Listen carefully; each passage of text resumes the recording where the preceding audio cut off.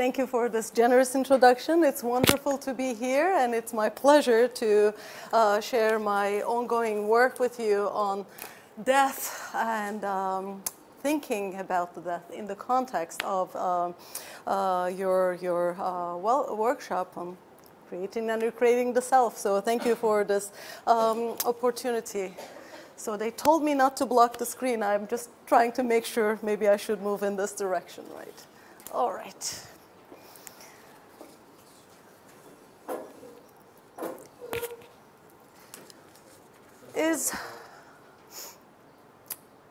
Am I loud enough, or do I need a microphone? I'm just making sure.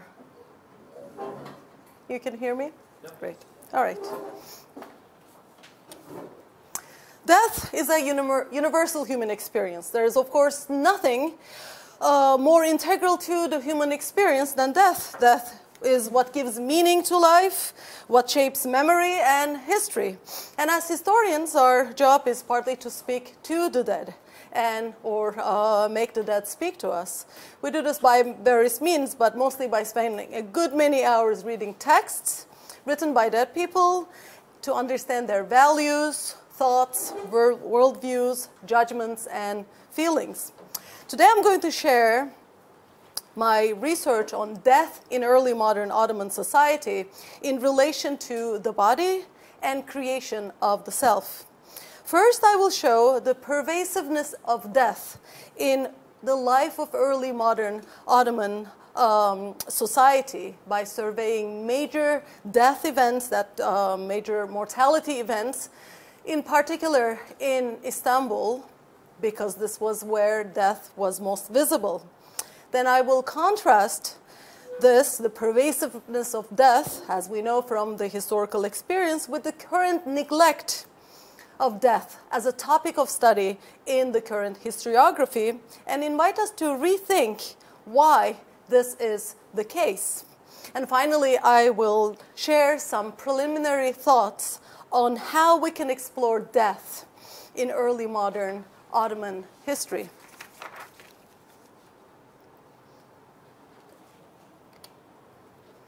Early modern Istanbul, the glorious capital of the Ottoman Empire, and a vibrant commercial and cultural cosmopolitan port city, was notorious for its perils. Myriad contemporary observers stressed the city's experience with devastating epidemics, fires, and other catastrophes, owed not least to its crowdedness, but also to numerous problems resulting from its particular location, climate, and prosperity. Unlike other major port cities of the early modern Mediterranean, Istanbul was susceptible to predicaments that came from the sea, such as an influx of infections, immigrants, and unruly sailors, along with a range of invasive species, animal and plant species, and precarious, if not outright lethal, substances, ideas, and commodities and trends. Its overland connections to the Balkans and Anatolia likewise exposed it to troubles brought along major caravan routes, spanning networks near and far. A hub where multiple economic, military, administrative, and biological networks within the Ottoman domains and beyond converged, Istanbul was thus a critical destination for everything in motion, material or otherwise.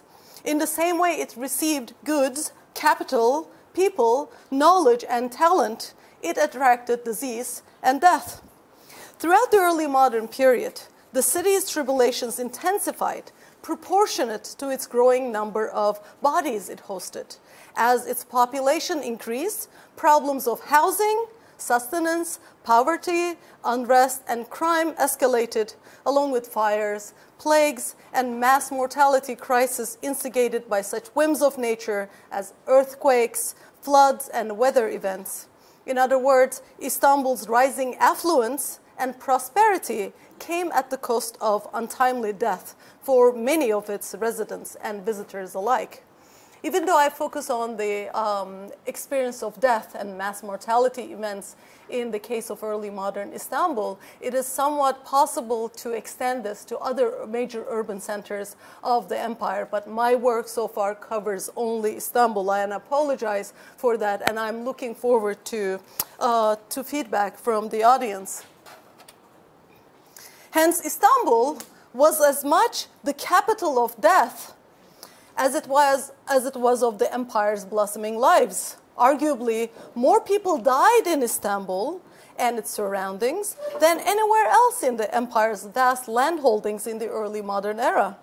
This was, of course, inevitable, for Istanbul was the most populous city in the early modern Mediterranean world, and at the end of the 18th century, perhaps the largest city in the world. In the mid-16th century, the city's resident population was upwards of 500,000 people. Moreover, it was visited by an endless stream of visitors, merchants, scholars, mystics, and adventurers. Just to offer a sense of comparison of Istanbul's population to other contemporary cities of the early modern era, for example, Cairo was upwards of 400,000 people, but most other Mediterranean cities had significantly smaller populations in the 16th century. For example, Naples had around 200,000 people in the late 16th century. Venice had 168,000 people in 1563, and Milan about 180,000 at the close of the century. Just to give you a sense of comparison, Istanbul is much larger in terms of its population than any other city of the early Mediterranean. So home to a vast population, Istanbul's experience with death merits historical inquiry in its own right. So Istanbul as the capital of death. Like all pre-modern cities, death was ubiquitous in Istanbul. Urbanites died as a result of natural and unnatural causes, including from accidents, ill health, and violent crimes. Yet in far greater numbers from mass mortality events caused by wars, epidemics, fires, famines, riots and rebellions, and natural disasters, earthquakes, floods, and climate events. As such, death was much more present in the lives of individuals in the pre-modern era, who experienced the death of others more frequently than the moderns. Life expectancy was much lower across the pre-modern world. In 1800, the global average of life expectancy at birth was not higher than 30 years. And throughout the early modern era, it fluctuated between 30 and 40 years. Even though we don't have reliable statistical figures for the Ottoman case or Istanbul, I believe it should be safe to assume that an individual in early modern Istanbul did not expect to have an average life expectancy no more than 40 years. And this is life expectancy of birth. Of course, it includes infant and child mortality. So if an individual would pass the age of childhood, then perhaps a longer life expectancy could be expected, perhaps 45 to 50 years. So given the prevalence of endemic childhood diseases such as measles, jaundice, smallpox, and the high rates of infant and child mortality, individuals went through the different stages of life, such as childhood, adolescence, adulthood, and old age, much faster than their modern counterparts. Reaching puberty signaled that boys and girls were considered as adults and allowed them to have legal rights in marriage. Even though the age of puberty showed variation across time and space, 16th century Ottoman tax registers suggest that 15 was the age of puberty for boys and 12 for girls. An individual that made to adulthood likely experienced multiple bouts of suffering and hence was armed with an array of biological and psychological immunity. To make matters even worse, we should note that the early modern era was a time of environmental and biological crisis on a global scale. The Great Transition from the second half of the 13th century to the mid-15th had already set the stage for a new ecological regime, and the Little Ice Age precipitated the circulation of biological killers such as plague, smallpox, and syphilis at an unprecedented scale. Istanbuliots likely wished to meet the angel of death in their sleep, peacefully. A good death, that is to say a natural, non-violent death, was much to be desired by everyone, as suggested by the existence of a large number of prayers and talismans put to use to that end. Medical literature of the time underscores the anxieties about sudden death and violent death, and helps identify the causes of death that were feared most. For example, in his treatise on plague and other epidemic diseases, the renowned polymath of the 15th century, Abdurrahman al-Bistami, recommends prayers and other protective methods to ward off the plague, the most dreaded of all diseases. Interestingly, he also lists other causes of death that such methods were believed to offer protection from. Among these were sudden death, accidents, burning, and drowning in water. Bistami's list suggests that these forms of death, along with lesser ills he mentions such as migraine, anxiety, insanity, bedwetting, and nightmares, reflect the anxieties of this time about most feared causes of death. Similarly, Hacı Pasha, the prominent 15th century Anatolian physician, also lists plague remedies following other dangerous conditions such as rabies, food poisoning, and scorpion and snake bites in his compendium, Muntahab Shifa. Even though he discusses each ailment in a separate entry and presents appropriate methods of treatment, these conditions were slightly outside of the mainstream medical knowledge and much feared on account of being fatal. Whether caused by natural or catastrophic reasons, death was a well-integrated component of life in early modern urban Ottoman society.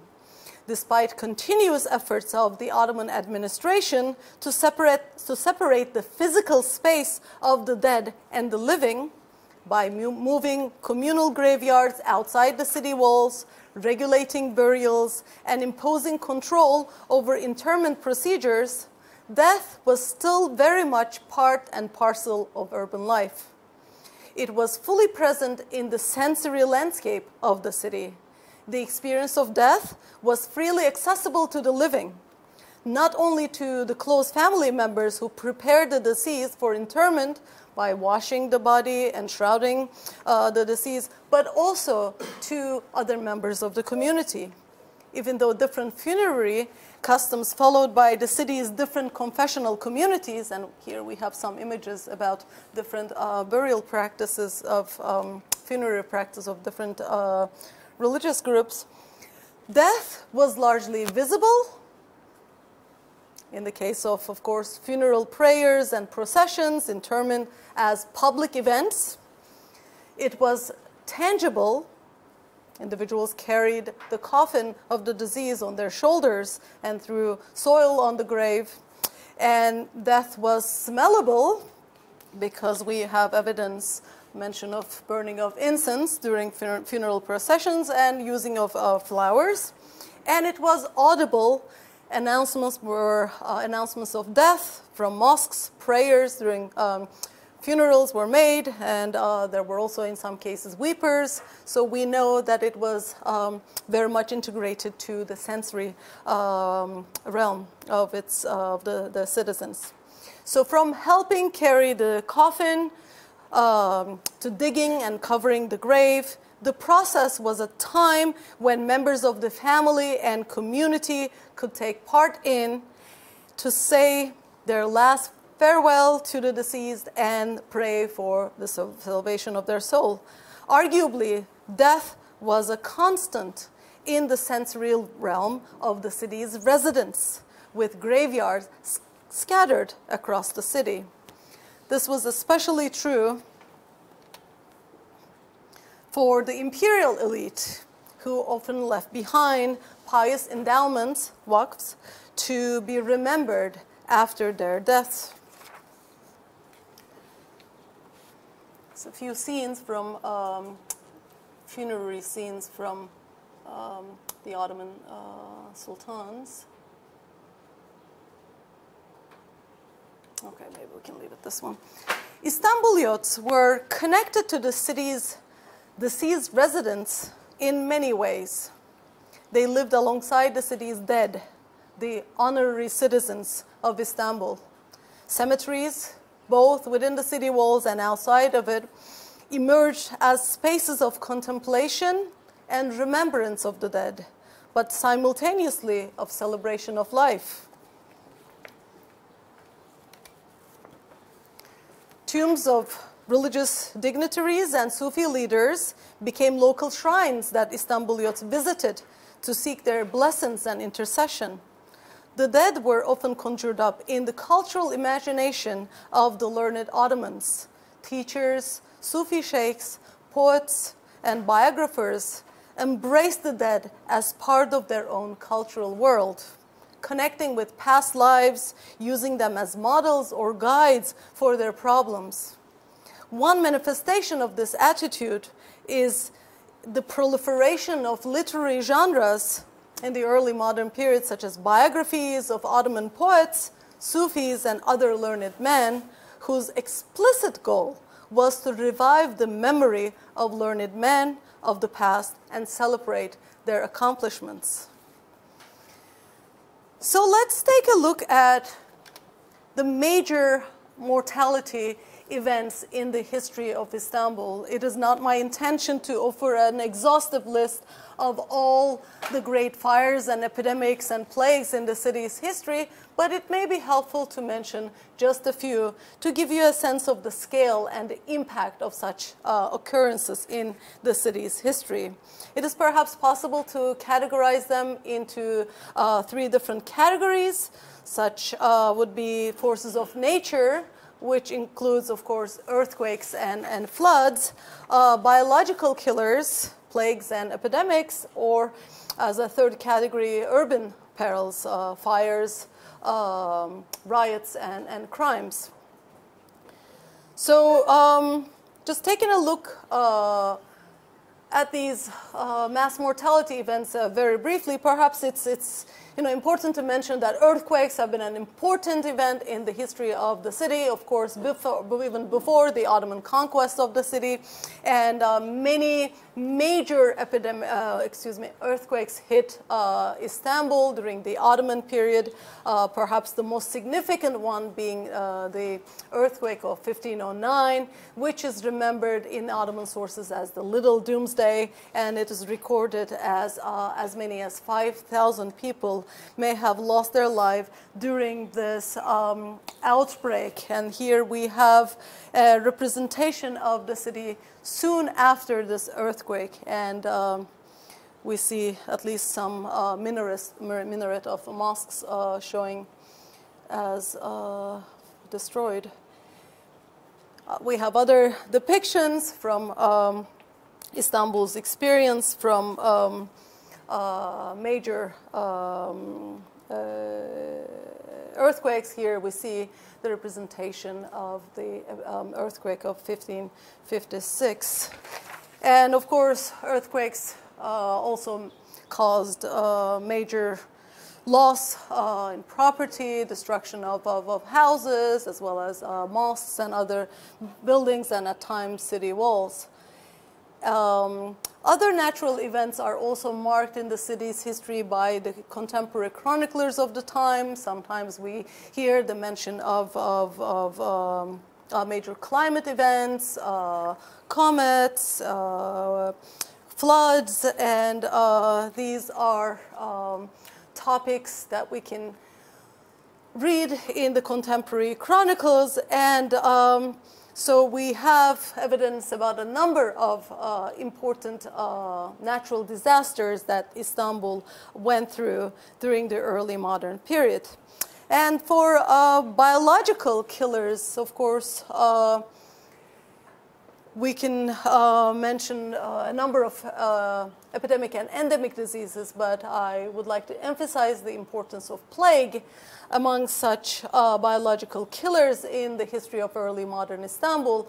Again, it is not my intention to overview all the major epidemics that affected Istanbul in the early modern era, but I think it should suffice to say that Istanbul's experience with the plague, at least in terms of mortality, we need to think of the plague, the role of plague as being the most dominant killer in comparison to all other forms of natural and unnatural sources of mortality.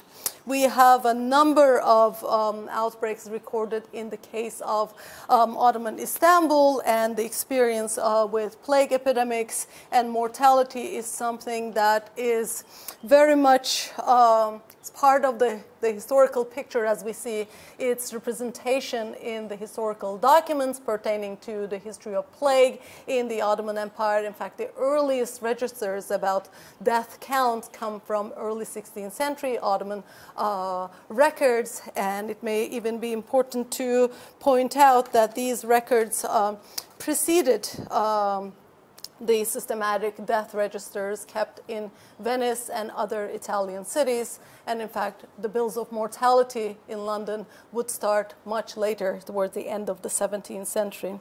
So a number of epidemic outbreaks, plague outbreaks affected Istanbul throughout the early modern period. I'm just giving you some examples of documents that recorded mortality during epidemic outbreaks, but I'd be happy to tell more about plague if during Q&A.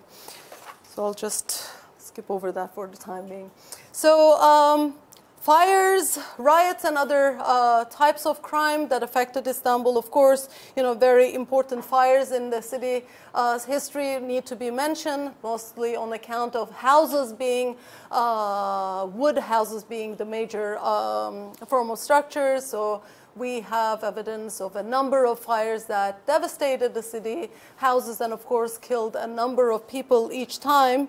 And also very narrow streets, tightly packed houses, and the changing wind patterns of the city were all important factors in leading to such events. And perhaps it may be helpful to mention at least one major fire in Istanbul in 1660, among many others, but this one was recorded to be extremely destructive and recorded to have burned or damaged several tens of thousands of houses and up to 4,000 casualties as a result of this fire. And of course, continuous fires in the city caused a lot of urban changes in urban planning.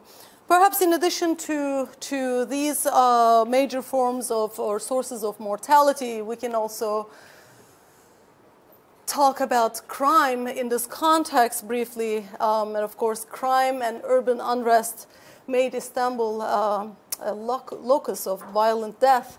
People died in riots, street violence, and myriad forms of punishments, executed in public, and miscellaneous acts of crime, including murder, rape, kidnap, and robbing, that haunted the public imagination for causing violent deaths. And here we have a very unpleasant picture of impalement, but I just wanted to show this, produced by a contemporary Flemish artist, so I'll skip over this one. This is crime, or is this?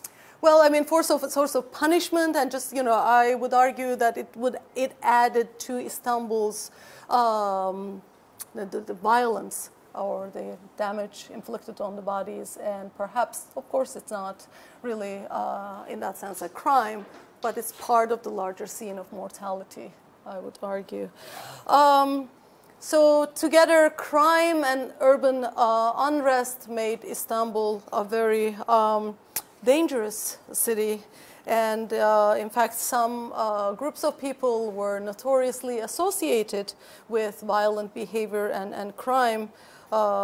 Sailors, usually, Ottoman and foreign, and immigrants, typically, and Janissaries were usually associated with violent behavior and crime. In fact, we can add to it at the end of the 16th century, early 17th century, Celali revolts in Anatolia also sparked a new wave of migration to Istanbul and peasants fleeing violence, sought refuge in the capital in search of safety. And so crime was commonly associated with these groups of individuals in the city. Janissaries, most notoriously revolted and on occasion plundered the city, especially to dictate their demands on the Ottoman administration. And other causes of mortality, I'm sure, can be added to the picture, but I'm just trying to offer you a sense, like a survey of what we can talk about. I mean, perhaps among some minor causes of mortality, we can talk about the more individual cases of death, which we find in Ottoman registers. Perhaps some of them are fatal accidents and drowning in water, falling off horses or rooftops. There are work-related accidents, chronic illnesses, acts of violence, and suicide. However, there's no reason to doubt that plague, again, I would like to emphasize it, plague was the biggest biological killer in early modern Istanbul and in other parts of the Ottoman Empire, and it caused greater number of casualties when you compare it to all other different sources of mortality. Plague killed more people than all other causes combined. Studying mortality reminds us of the inconstancy of the human condition in the pre-modern society, in which human life expectancy was about half of what is accepted in today's developed countries, and even at the best of times. The vagaries of plague served both to make life more tenuous and to significantly increase the level of individual and social anxiety about the apparent ambiguity of life and death.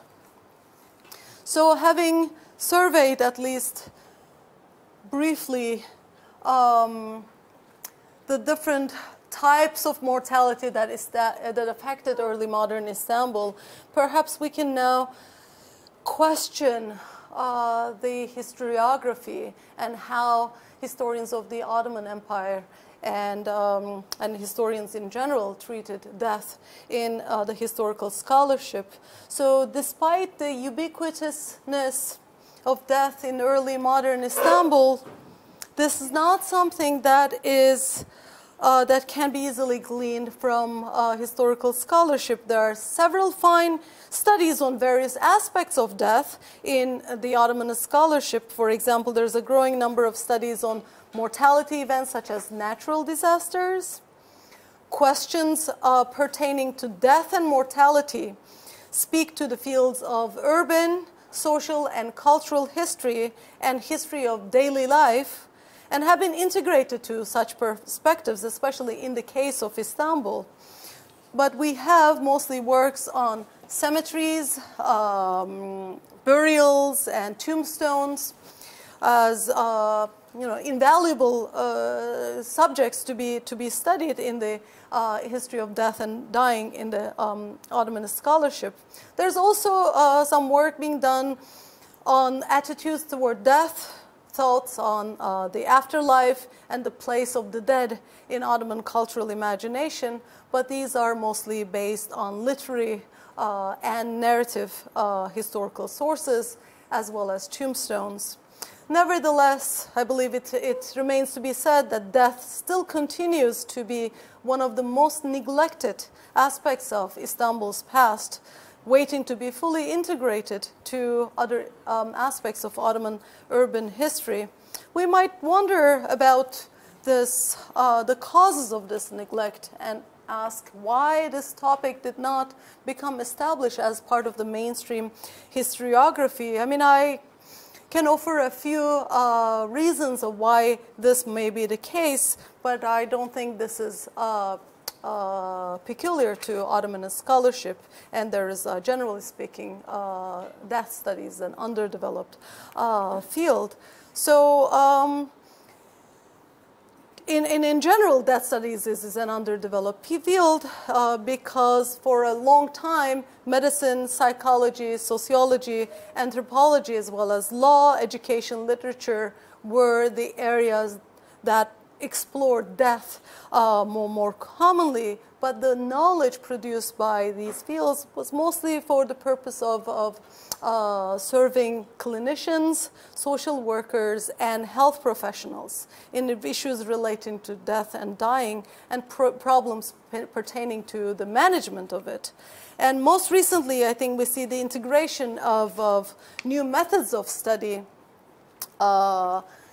in studying death, namely paleogenetics, is becoming part of the picture in the study of past lives and death, but mainly by reconstructing the genome from human remains of the distant past.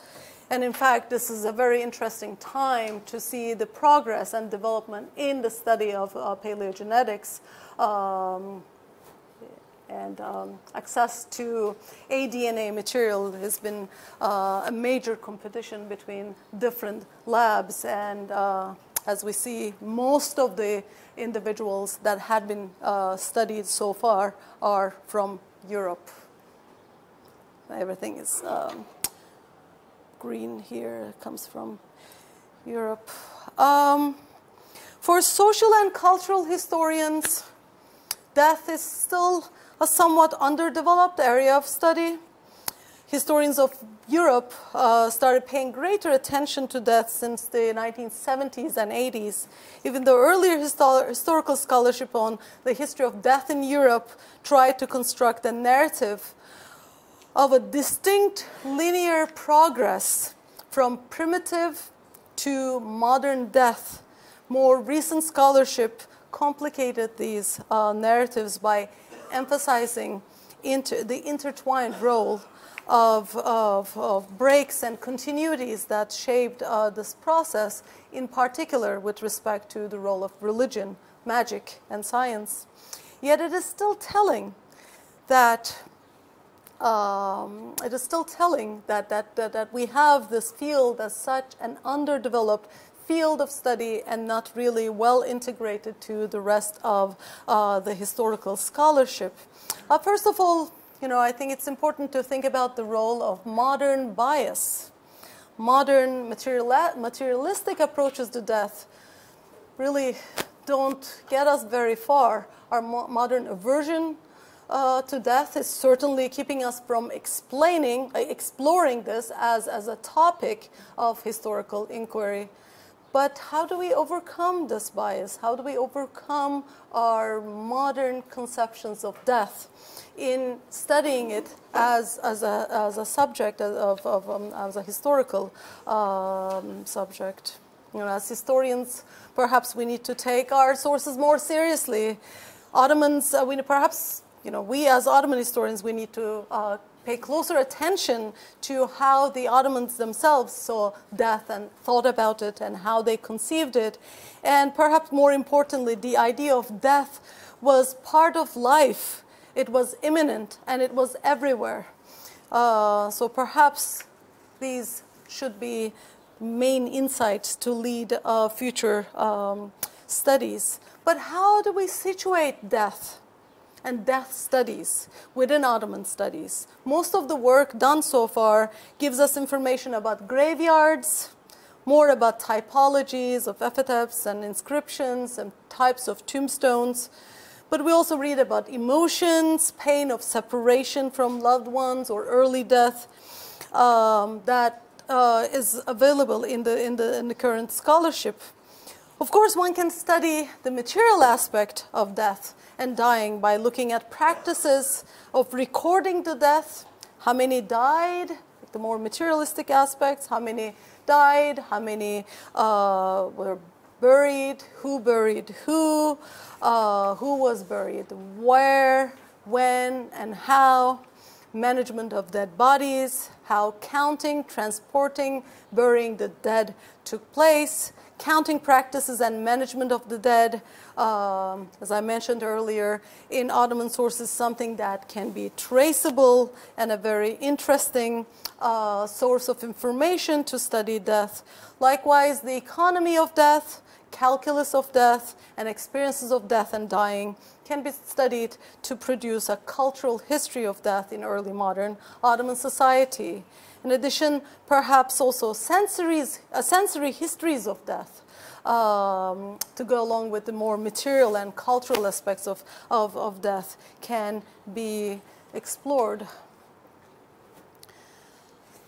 Mortality numbers, as I pointed out earlier, were much greater in Istanbul than elsewhere in Europe. But other than a difference in scale, was there anything unique about death in Istanbul or death in the Ottoman Empire? I should argue that there was something unique to the Ottoman experience. And of course, obviously there's a difference in scale, but other than scale, I think there's also something distinctive about Ottoman conception of death and attitudes toward death. Here, perhaps it will be important to make a distinction between individual death, individual experience of death, and death and dying, and as topics in the study of Ottoman mentalities. But in a nutshell, I would argue that there is something distinctive about Ottoman notions of death and dying, and this has a very important connection to the self and individuality. Attitudes toward death have been an essential component in the identities of societies, and attitudes and conceptions of death and practices. When societies undergo major transformations, it is possible to trace changes in their death rites as one of the most essential core values and practices. So one thing that stands out in the way the Ottomans handled death, which seemed like a bizarre practice to Western observers, was that they made individual graves for every single death, every single person, every single dead body. They accepted the grave as the resting place of the individual and also memorialized the space by erecting tombstones. Graveyards in that respect perhaps can be treated as archives of individuals because name, gender, professional affiliations, social standing can all be gleaned from the tombstones. And so graveyards as archives or gateways to Ottoman lives.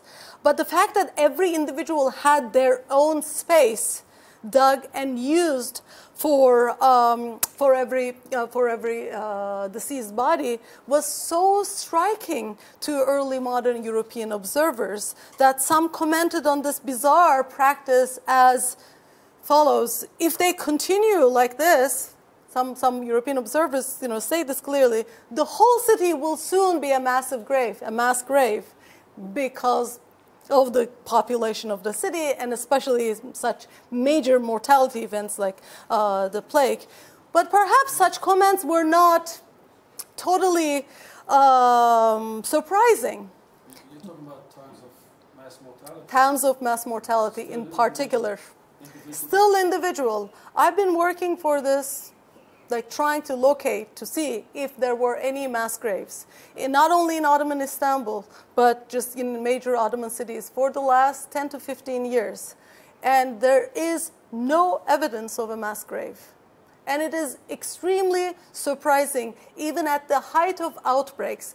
And the height of outbreak for Istanbul, I should underline that we're talking about at least 1,000 to 1,200 deaths per day.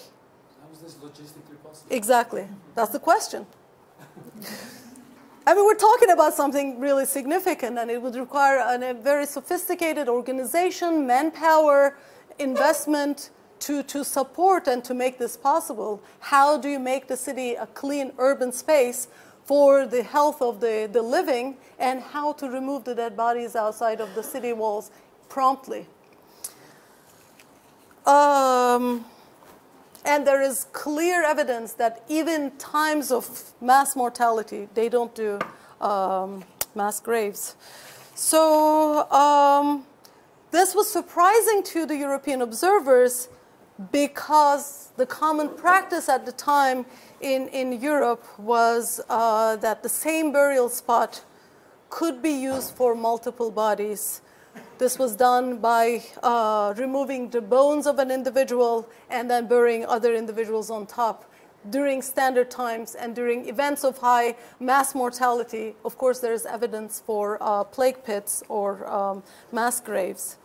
So to finish, I would like to invite us to think about the meaning and significance of this Ottoman practice of doing individual graves for every single body. Was this something that was done out of a respect for the individual of the human body? Yes, certainly. The religious beliefs about preserving the integrity of the body and not harming the body play a role in it? Again, probably did. The belief that the dead body had to be treated and handled respectfully, protected from abuses, was an important principle that governed medical practice and probably extended over death. And I would like to hear your thoughts on this, Miri. So I think the most critical element here is that death and individual burial was a birthright to every Ottoman individual. And historians of the Ottoman Empire, generally try to locate the birth of the self or the rise of the individuality in proxies defined by Europeanist historiography.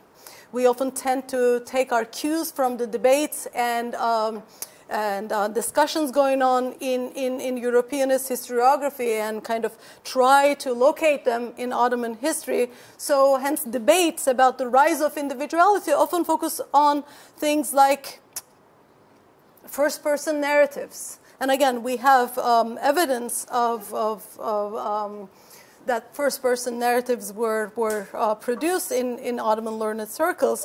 But I believe that studying death could offer us a new context to explore the creation of the self or the rise of individuality in early modern Ottoman contexts. So perhaps this practice of individual graves can be thought as a marker of the rise of individuality in early modern Ottoman society. Ironic it is that we might be searching for the birth of the individual in the death of individuals. But just to finish, I would like to just point out one more continuation or similarity from the European case. Life and death, of course, the twin phenomena continued for many centuries in the European experience, most typically represented depictions of death, most typically represented in scenes of a plague during the Black Death of the mid-14th centuries and the centuries that followed. But we see this most typically in the scenes of danse macabre, dance of death, in which the individuals from all walks of life came together to dance. And I can show just a few examples here. Again, these represent the Gothic epidemiology in Europe, most common starting from the 15th and 16th centuries. And so here in these depictions, we have allegorical references to death and prominence of the disjointed body parts mostly. But again, allegorical, the references to death and the closeness of the hour of death, elaborate descriptions of death, can be found equally commonly in Ottoman literary and historical works, in poetry, hagiographies, and in apocalyptic literature, all as reminders that death is imminent and one should be prepared for it. And here I think we can see an image that may be studied in a way similar to the Danse Macabre pictures, reminding the materiality of death. It is also possible to see this renewed emphasis on the visibility of death in Ottoman art in the depictions of the deathbed scenes. And again, here we see a few in Ottoman artwork, including the deathbed scenes of Ottoman sultans, or during their funerals. So arguably, mass mortality was an important factor in shaping attitudes towards death. In the case of Europe, it's been argued that the Black Death and outbreaks of plague that followed it contributed to the making of a death culture, and eventually a Gothic epidemiology, a culture in which death and the body became more visible. Similar allegorical references can be found in Ottoman hagiographical literature to shed light on the imagination of the body when the bodily integrity cannot be maintained, and at a time when this became part of public imagination as a form of suffering of the worst possible kind. Okay, we have one more, and I think this is the end. Thank you very much.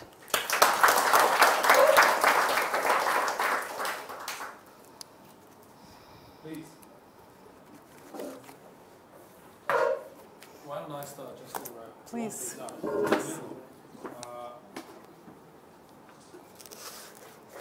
You raise a number of very interesting questions, but you suggest very few answers.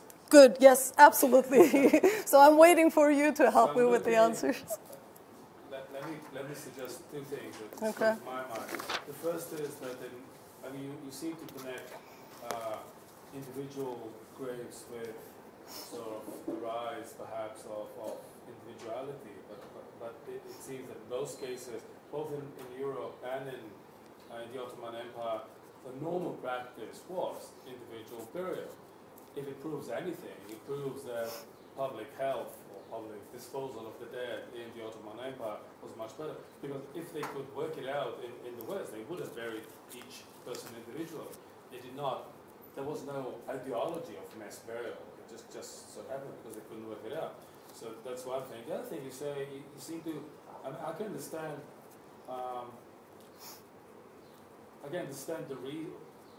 you mentioned, and that's very true, that after Black Death appears in Europe in 1348, but it really goes on for about 200 years. I mean, there's this recurring sort of outburst of the pandemic. So you can see changes in everything, in the way they depict Jesus, in the way they depict in ecclesiastical art, in stories. It's everywhere. In new patron saints. I mean, you have special, San Rocco is a special, in the rise of the image of the Virgin as one protecting humanity from her son, basically. I mean, he was the benefit. He was, pure good. Now he is seen as partly evil, and partly in this notion of the imminence and the universality of death, which is represented in the Danse Macabre. But the image that you showed us was of a prophet, sort of resurrecting the dead. This is a very traditional image, and has nothing to do with this notion of death becoming overwhelming in a sense. Was there anything like this in Ottoman society? Also, the numbers that you mentioned. When you spoke about 5,000, in a city of 500,000. We're talking about Europe, we're talking about 40% of the population. So entire cities were completely wiped out. Was there anything like it in Istanbul? Was there ever an outbreak? I don't know, I know absolutely nothing about it. Was there an outburst that killed, say, 40% of the population, not a few thousand?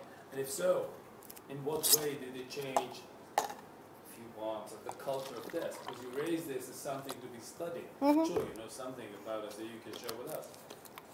Okay.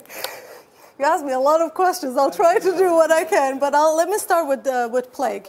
First of all, the mortality rates, when we compare the differential mortality of how urban centers in the early modern period, starting with the mid-14th century Black Death and the centuries that followed it, both in Europe and the Middle East, we have a very, I think, consistent death ratios across the spectrum.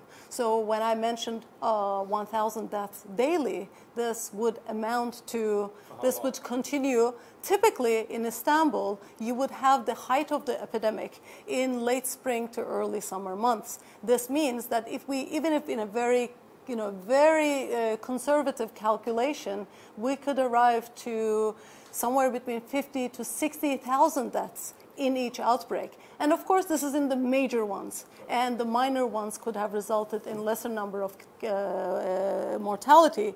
But still, we're talking about a mass mortality. In the European case, yes, it's better recorded, and we know a little more about morbidity and mortality figures. But there is no reason to doubt that there is a major difference between the two, because it is the same biological agent, and it is the same disease that's affecting them.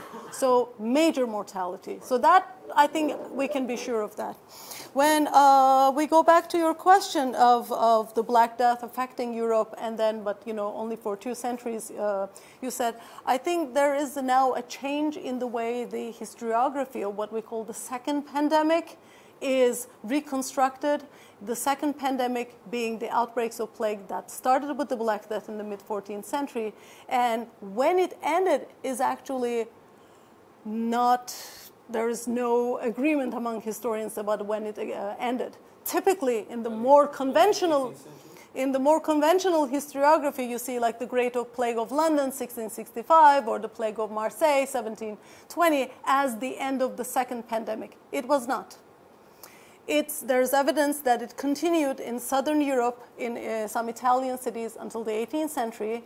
Until late 18th century, it is in Eastern Europe. In the 1770s, it's in Russia. And the Ottoman Empire, it continues until the middle of the 19th century. So we're talking about 500 years of existence of plague recurring in regular intervals. And perhaps mortality declined over time, and even that we don't know for sure, but there is no reason to doubt that it's a major cause of mortality. I believe that, and I'm not the only one to argue this, at least in European historiography, we have clear evidence that plague experience shaped or transformed perceptions of death in the European art, as you suggested, or in rituals and religious practices. You mentioned the rise of new patron saints. I can give examples from the Ottoman case, for example, for the same plague saints, patron saints of Istanbul and other cities, and also in artwork.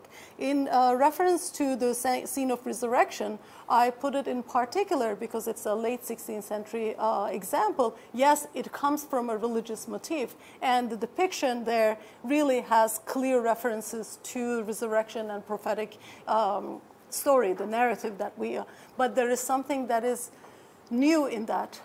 Again, I'm not an art historian, but what is new is the depiction of body part disjointed as being more visible in the public eye. And I believe this has something to do with the increased visibility of death and dead bodies in the urban space. And again, I have yet to prove it, and as you suggested, this is kind of still early. I don't have all the answers. But I believe there is a connection. Similarly, when I read hagiographical literature, the biographies of saintly figures in the Sufi tradition, you have specific references to the forms of death of individuals. And they can be regular individuals or pious or impious individuals. So you have specific references to like body parts, just, the descriptions. So what we could perhaps call like morbid or Gothic, representations, both in poetry and literature and also in art. The body, the dead body, becomes more visible. And again, to what extent this is related to plague or to other changes, again, something that needs to be explored. And in the case of the burial practices, of course, I see that it may be a little, stretching it too far to establish that connection just on the basis of individual burial and the rise of individuality. There are other types of proxies that the rise of the self or the creation of individuality in early modern Ottoman context can be explored. Most typically, I think, by literary production, when you look at the ways the authors refer to themselves or the way they produce scholarship, I think there are other indications that, that really mark or represent the transformation to a more conscious form of writing about the self or representing the self as kind of separate. I mean, so I think there is other types of evidence, but I'm trying to explore if studying death will take us anywhere. And I don't have the answer. I mean, I don't have all the answers, but yeah. I don't know if I answered all your questions, but we can talk more about it, I guess. Yes, please. Yes. Thank you very much for your talk. Thank you. I was listening to you, I was wondering the whole time, you start bringing us a picture of variety, a city which is visible by many different people, and later you went on in, to my view, kind of homogeneous view of what is a culture and what is this culture of love. And you know that there was this variety of religions, but also within the same community. At the time you are talking, we have all exposed Muslims who come to the empire, and sometimes they have customs and ways of doing that are different than the Ottoman people. So I was wondering whether this otherness is incorporated in your research and how, when you are talking about culture, whether you are talking about currently uses or no. Thanks for your point, and I think it is important to look at the different components of the overall death practices of a burial and death rites. In the early modern Ottoman case, there are a few that I can identify, and there is some scholarship done on like these different threads. One is the burial customs that the Ottomans seems to have inherited or brought from the earlier Turkic pre-Islamic traditions. But these seem to diminish, especially in the early modern period, and especially in major urban centers like Istanbul. For example, typically in the burial, in funerals, the horse of the deceased individual would follow the funerary procession, and we have one example of that. Maybe we can see the horse here of the distance. And typically, the tail of the horse would be cut in the more, pre-Islamic Turkic tradition. This seems to decline, and we don't see this later on. This one comes from an early 16th century depiction. In other forms, I think there's an overwhelming continuity from the Muslim practices of burial. And again, there's wonderful work done by Leor Halevi on the earlier Muslim practices of burial. So there is a good amount of continuity coming from that line, mostly with respect to how the dead body should be washed, how it should be shrouded, how it should be transported to and burial. So there is, something coming from like Muslim tradition, something coming from the Turkic traditions, and of course we also have evidence of different religious communities in Istanbul had their own practices of burial. Let's see. Here we have some of this comes from travel albums. This is from a late 16th century depiction depicting this one as Muslim burial, and I think this was Jewish burial, right? And this one is a Christian burial. And again, I am trying to figure out, for example, if there were specific colors that went hand in hand with, how the coffin was, like what color was the fabric, what colors people wore during funerary processions. Typically, dark colors, as we see in here in the depiction of the Ottoman funerary processions, there's evidence that black, dark navy, purple were the colors, were not necessarily only black, but dark colors. But there's also evidence that, for example, sometimes red cloth was used to cover the coffin. So there's more work to be done. So we know a little bit, but yes, I'm still working on it. Was the exposure of the body at all? I have not come across, but it's an interesting question. No, probably not. And there's also some discussion about, for example, how deep the graves should be. And apparently, according to religious practice, it changes from place to place and also from time to time. And because there was, at times of plague, it was required that the graves had to be dug even deeper because they believed that the miasmas coming from the dead bodies could contaminate the air. Were Christians allowed to bury important dead in their churches? That was up to late 15th century. It was common practice. Of course, in the Byzantine times, the Christians were allowed to be buried in the courtyard, churches. Continues for a while, I would say, until the late 15th century because we have evidence. But starting early 16th century, because the city's population is increasing and the dead becomes a major problem, and there seems to be this consciousness that the dead bodies are contaminating the air and causing the disease. So they try to take the dead bodies, especially at times of plague, outside the city walls. In fact, Bayezid II grants this land from his own Waqf for the establishment of the first communal cemetery outside of city walls in Istanbul. And then it is divided. I mean, there's the Muslim cemetery, Jewish cemetery, and the Greek Orthodox Christian cemetery, in like circling the city walls, and then it expands later on. And the foreigners? Foreigners, I think there is one mention of in Pera. I think we can see the yes here. We have evidence. This is the Galata part. This is the historical peninsula.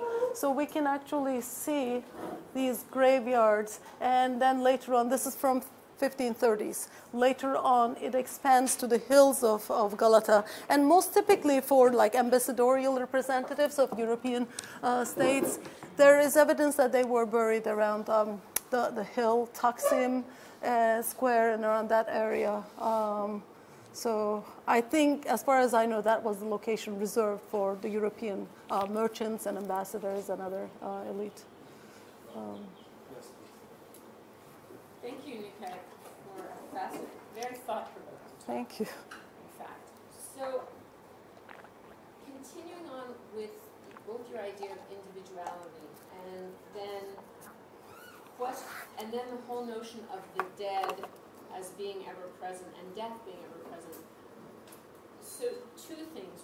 One, the whole notion of intercession and the fact that, I mean, we talk about people praying for the souls of the dead, but then on the other hand, people expect the dead to intercede on their behalf, so they become a kind of mediating force, which is why, at least according to what I have understood, you have the graveyards associated with mosques behind the mihrab, so that the prayers of the living go through the tombs of the dead, who are then expected, so they're on their behalf, but then they're also expected to intercede on behalf. And I think anybody who's been in Istanbul has certainly seen people stopping by anything that looks like a grave to kind of ask for intercession. So I wonder what you think of this sort of this other direction. And the notion that the dead, although dead in body, are still very much alive and with us in a spiritual sense, but in a very functional spiritual sense. It's not something sort of aesthetic or ethereal. They have a real role to play once they're no longer breathing. So that's one aspect of it. And the other aspect is, I mean, you've talked a lot about all the cemeteries that kind of spring up ringing the city. But at the same time, and then ongoing for several centuries, you have tombs being built in the middle of the city for the sultans. For the elite, yeah. But then added to them, there's not just one tomb in those buildings. Those buildings, I mean, I think that the tomb of Turhan Sultan at Yeni Cami has something like 95 bodies supposedly in there with her, all sizes and genders. And actually, this is one of my questions: is this practice of multiple graves associated with one tomb, and then also the mosque graveyard, which has many tombs in it. I mean, we've all walked around Istanbul where, and you see, each little yard has many tombs in it. So is that a much more modern practice? I mean, it's certainly in Edirne, which is the city that I know better. There are very early graves in the mosque graveyards that are contemporary or near contemporary with the constructions of the mosques in the 16th century, late 15th century. So you have these agglomerations of tombs which are allowed to be inside the city in a very particular space, but keeping the dead very present and marking out certain kinds of spaces in an aesthetic way. So I wonder how those considerations factor into how you then think about both individuality, but then also the meaning of death for the people who continue to grieve and function. Let me start, again, difficult questions, but I'll try. A great point. So first of all, the cemeteries that continued within the city walls, I mean, of course, we have evidence for those, but I think they are mostly reserved for the elite individuals. And you're right, I mean, it's not only the Sultan or, the Queen Mother, but we have also other elite individuals associated with it. I think it is possible to make a differentiation between how the elite bodies were treated, both when they were alive and when they were dead, from the bodies of non-elite individuals. And here, for non-Ottomanists, I think I would like to make the distinction more clear in the sense that we can talk about two, like a basic main division in Ottoman society as the taxpayer and non-taxpayer population. The taxpayer population, the reaya, and the non-tax-paying elite individuals, generally called askeri, could be administrative, military, or religious elite. Now, the elite, let's call them the elite bodies, even during their lifetime, came under the closer scrutiny of the state in the early modern period. Whenever they had to go through a major health event, whenever they had to go through a major life event, it had to be registered in the Qadi court. For example, when they would undergo surgery, when they received a made treatment for disease, when they had to be relieved from military duty for the timar holders, when they, blanking out. register any surgery? Great question. I mean, I wondered about this for a long time. When I was doing research in the Ottoman Muhimme registers, and I think I saw almost 100,000 documents from the late 16th century and trying to locate the plague. And one thing that was surprising to me is that there seems to be a systematic record keeping about the bodies of the elite, non-tax-paying population. And I was wondering, I mean, I was trying to question the logic behind the rationale behind it. And it seemed, mostly in the case of the the military elite, it makes sense. Whenever a soldier had to leave their fief to go on a battle, or whenever they were sick, whenever they had to ask for retirement on account of a disability or other cause, you could see this. But there seems to be a generally different status in the way the state handled or managed the health or the bodies of the elite as differently from the bodies of the non-elite, the tax-paying population.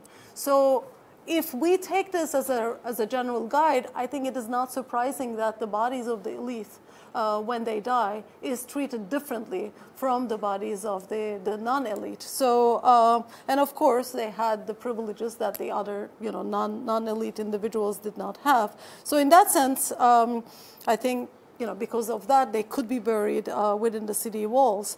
And when it comes to intercession of the dead, I would definitely agree, because in the hagiographical sources, I think there is evidence of this, but also looking at the tezkire literature, the biographies. I mean, the dead, and again, we're talking about culture, we're talking about cultural imagination, but the dead is never apart from the living.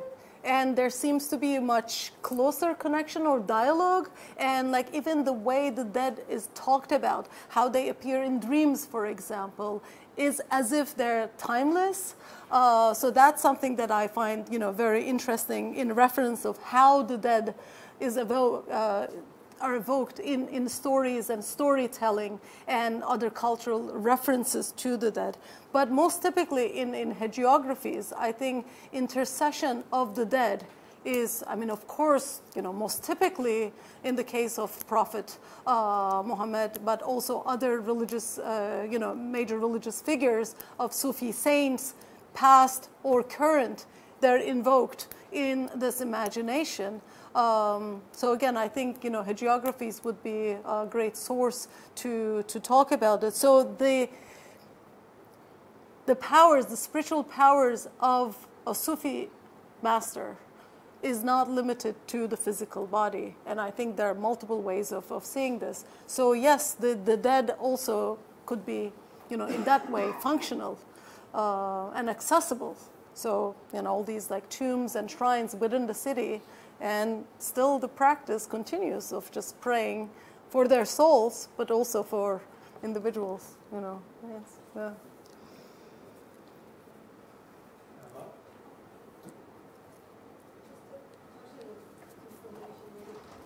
there any project that you made regarding these graveyards and all? Where? In these graves. Yes. Yes. Yes, but this should be off the record. I don't know that I can make this public. Well, I already did. Yes. Yes, we're working on it. So I asked a different one, maybe you can. Okay. In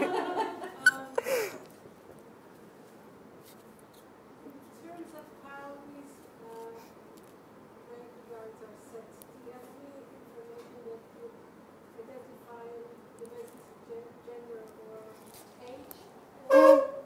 Yes. Most typically, the tombstones basically tell you, like, there's a very clearly established typology of, like, for males and females, but also, like, professions.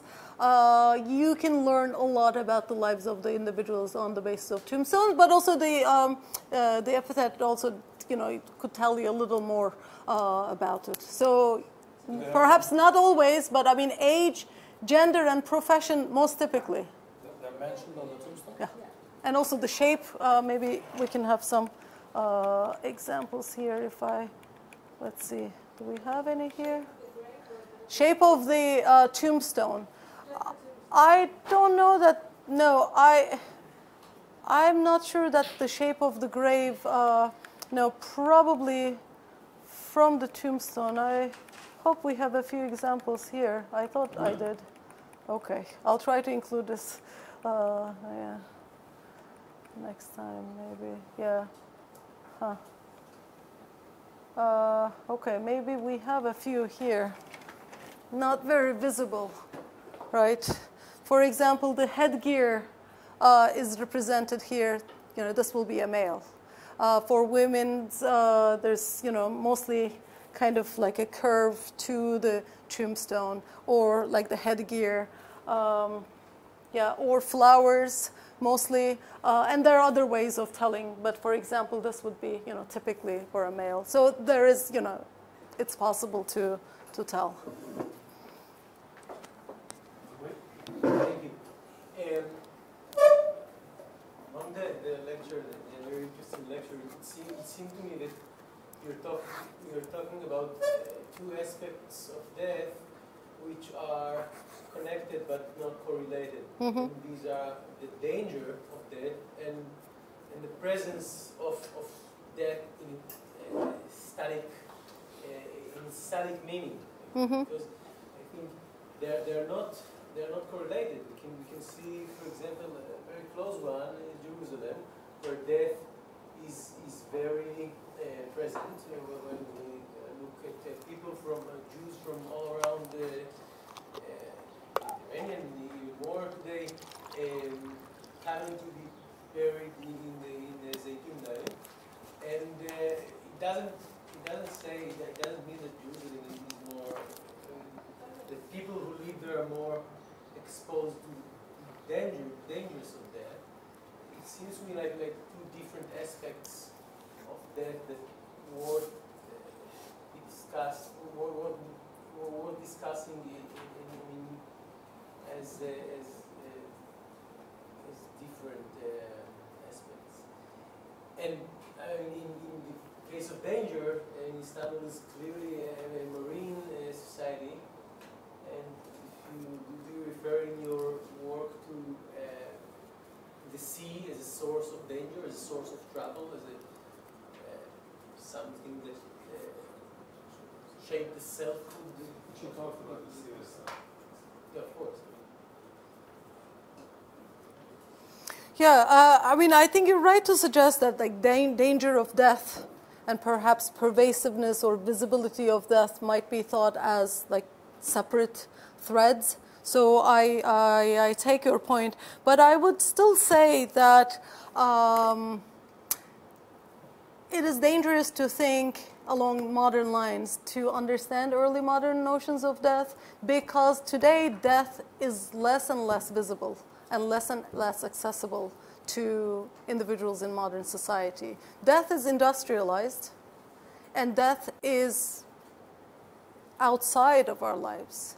Like the managing of the dead, we don't wash the body of the deceased or shroud. I mean, it's like typically in a modern society, these are functions or tasks that are strange American custom of embalming the body or and exposing it, which is very atypical in some ways. And it's something. or in like Yes, some time ago. or cremation. But these are like part of an industry, so there is really no access to the body of the deceased. And I think, you know, there's what we are looking in the pre-modern era is like completely different in the sense that the relatives or the close family members, they are a part of that process until the burial takes place. So I think I mean, we just need to. No, this is just my comment that one of the strange things about American culture is that while it sort of bans dying, and you're not supposed to see dying is now done in hospitals, behind closed doors, in hospitals, etc., the body is in fact exposed to the public. I mean, people see, which is for, say, a Jew would be very strange, because when this moment of seeing the cadaver would be very traumatic and be seen only by a small group in the family, whereas in the American culture shows the dead body. I mean, yes, it is made up. Yes, it is. Yeah, Christian, American okay. culture. Yes. Yes, I mean- the majority. Yeah, and so in some ways, I was wondering. This is what I asked earlier. Are they more aware of the presence of not just of the existence of death, but the body itself? Do they look at the body? Do they depict the body? Is this something that has changed in comparison with, say, past traditions before the Black Death? Right. Well, in terms of depicting the body or like the accessibility to the physical body, of course, there are like some important gender barriers there. The male body was more visible than the female body to the public eye, even after they were deceased. For example, there are some legal discussions about who is allowed to wash a female body after death. And in fact, as an example to show how long-lasting these traditions are, today anthropologists working or ethnographers working on the funerary customs of transgender individuals, they see that there are still important debates taking place in Turkey about who has access to, seeing the dead body and who doesn't, and which gender. So, I mean, just as an example to show how, those traditions. But to what extent they were visible after death, I mean, especially the female body, would be protected, I would believe. I don't know. I don't think so. Buried in coffins? No. Coffin is where the body is carried to the grave, and then the body is taken from outside the coffin and just buried. But coffins are used, but at times of epidemics, of course, in times of high mortality, again, here we have an example that we just see the bier, but not the coffin, just, being carried on a plank like this would be more. This would be a somewhat more kind of less elaborate form of a small funerary procession from Edirne, 1530s.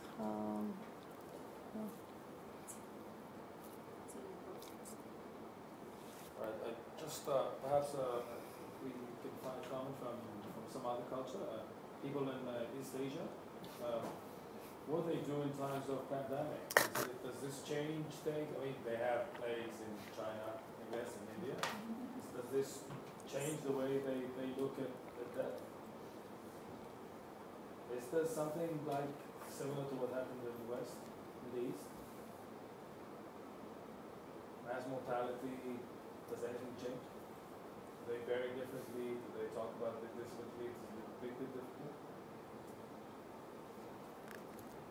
Only testify for, I'm not sure about burial practices of the common people, but what we do have, and I speak about very early period, like the first 2nd century CE, what we have are poems and essays and speeches that bemoan the fact that, say, that bodies pile up on the roads, right, because of warfare, because of flags. But that is obviously not, the desired state, and it's always desirable condition would be to bury them properly. And of course, around the burial and the mourning ceremony and the commemoration, we have a lot of text, a lot of evidence, which makes me think. We have epitaphs, we have dirges, right? We have very clear instructions to the mourners to envision the way individuals used to act and speech in order to really enliven, right, the emotions of the mourners, even in commemoration later. But if you would speak to scholars of early Chinese culture about individualism, you get slapped on the hand. So the correlation there, or at least this case would provide some contestation, right, for the relation or the correlation what we perceive as the notion of individualism and norming of burial practices. Thank you. Thank you very much. Thank you. Good luck with your research and enjoy Thank the rest you. of the I day. could not convince you. We have to talk a little more. Thanks.